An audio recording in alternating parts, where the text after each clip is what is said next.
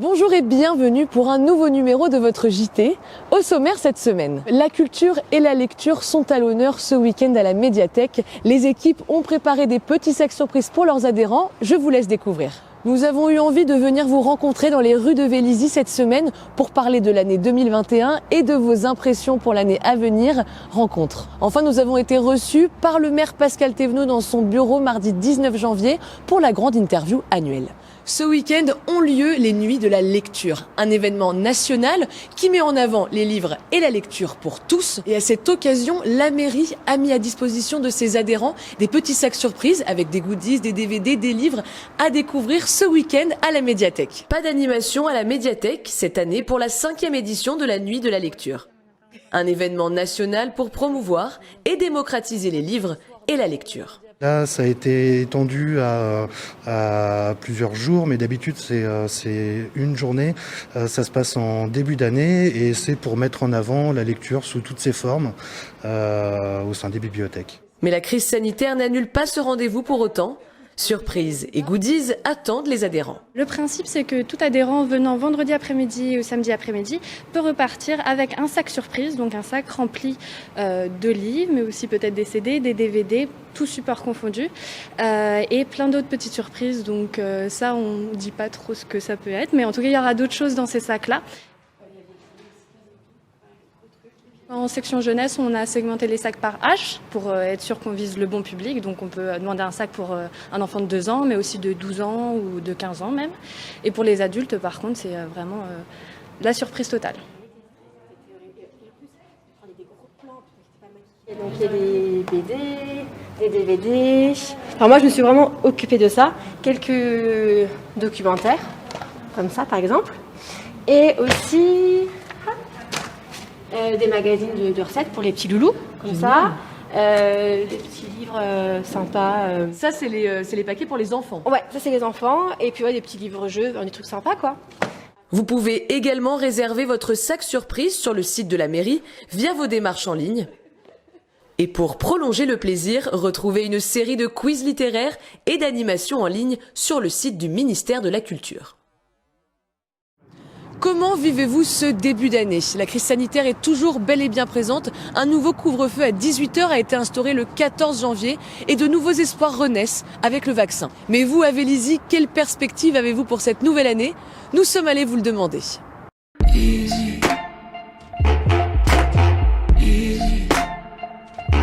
Alors dites-moi, J'aimerais que personne ne jette plus rien par terre. pourquoi? Parce que nous avions une ville propre dans le temps.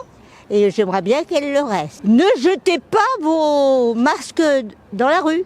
Des choses qui vous feraient plaisir, que vous aimeriez cette année, en 2021? Que ce virus soit éradiqué le plus vite possible. Et puis, plus de solidarité, mais je crois que ça va venir. Vous sentez que ça vient un petit peu? Je crois parce que ça va être nécessaire. Comment ça va déjà? Comment allez-vous en ce début d'année? Écoutez, ça va. Bon, ça pourrait aller mieux s'il n'y avait pas cette maudite pandémie, mais à part ça va bien. Et comment vous vous sentez, vous, depuis l'annonce du couvre-feu à 18h? Est-ce que c'est quelque chose qui vous handicape dans votre vie de tous les jours?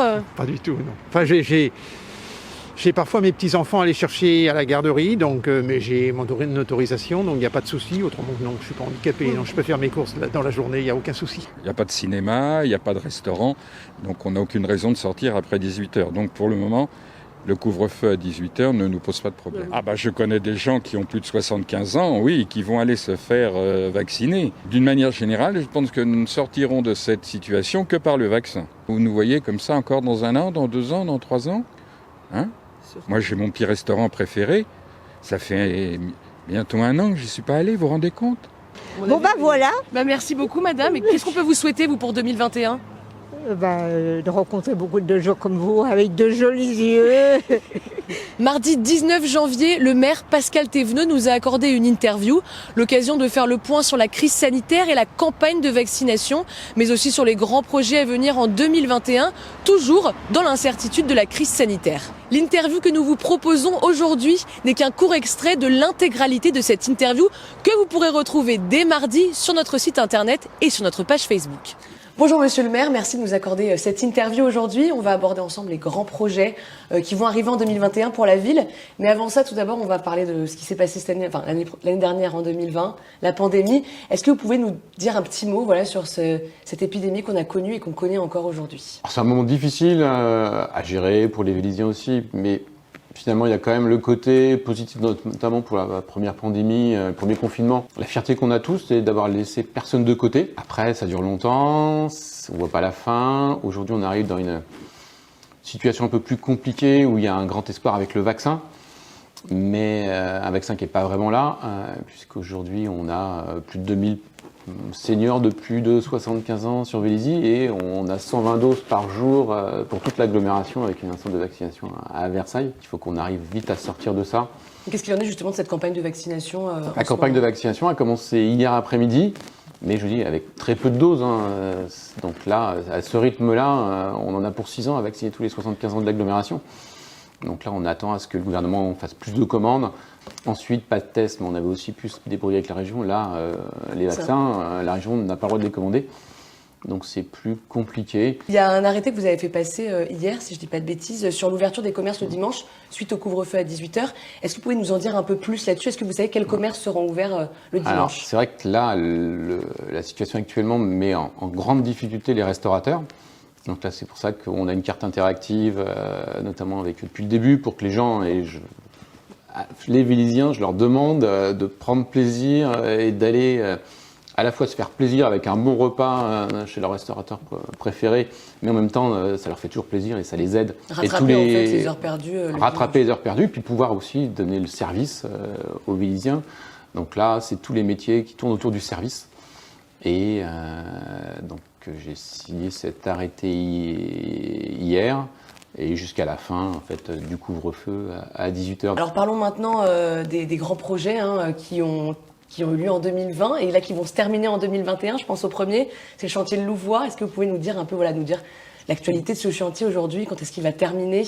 Donc là on arrive à la fin, la vie a repris depuis les premières livraisons, mais maintenant, on commence à voir, on voit plus que ça même, se dessiner le nouveau jardin, les nouveaux espaces publics.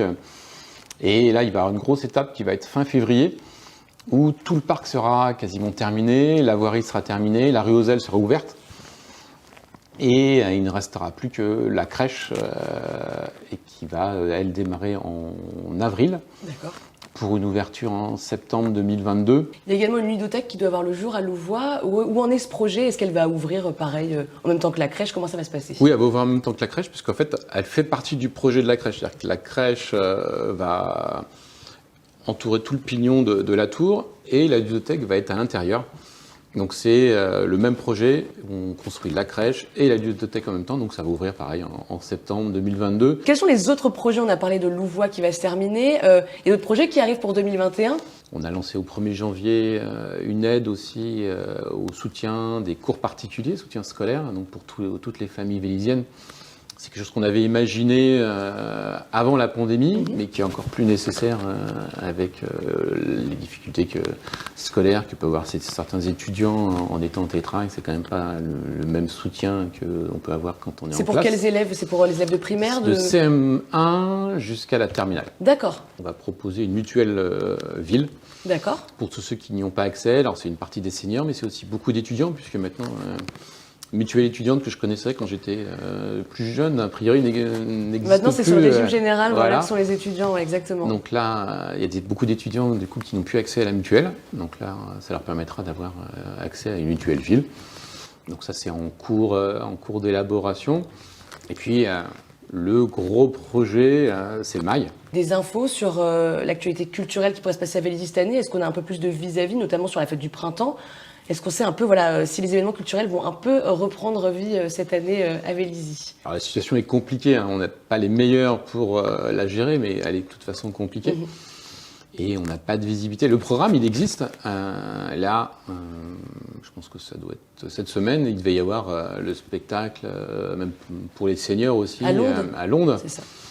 Avec une création vélizienne, qui a été d'une compagnie qui l'a créée sur Vélizy. Ils vont faire une générale là, à la fin de la semaine, mais ça sera sans public. Hein.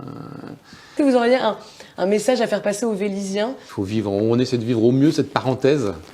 Et je pense que tout le monde est plutôt attentif, fait attention, et qu'on fera comme objectif de se retrouver. Et je pense qu'on aura beaucoup de plaisir, comme on l'avait avant, et c'est une particularité vélysienne aussi, hein, le monde associatif, un Vélysien sur deux qui est mobilisé dans le monde associatif, ce qui fait qu'il y a une vraie vie locale.